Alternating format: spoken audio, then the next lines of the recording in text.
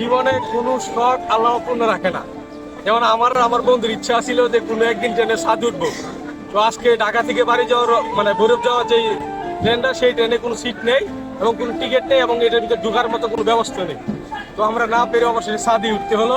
তো আজকে ফাইনালি আমাদের ট্রেন দিয়ে বাড়িতে যাওয়ার যে স্বপ্নটা বা ট্রেনে ছাদে করে বাড়িতে যাওয়ার যে স্বপ্নটা, এটা অবশ্যই পূরণ হলো। তো ফিয়ামালিল্লাহ, দেখা যাক সুস্থ হয়ে বাড়িতে যায় পৌঁছতে পারি। লাইফে যদি সজীবের মতো বন্ধু থাকে, হ্যাঁ, তাহলে জীবনের কোনো শখ অপূর্ণ থাকবে না। তোমরা এখন আসি ঢাকা টু ভৈরব রেলের খুব ছাদের উপরে। এখন এই যাওয়ার মিটা করছে আমার বন্ধু সজীব। যদি বাচ্চা তাই কালকে ভিডিও করতে বা যদি বইরে সেগা এই ভিডিও দিয়ে মামলা দিবে আমার নামে। এই ভিডিও দেখে আমার পোস্ট করবো আর সজীবের নামে মামলা দিব। শুধু এদারা কত তারা দিব? 144 তারা না? শুধু এদারা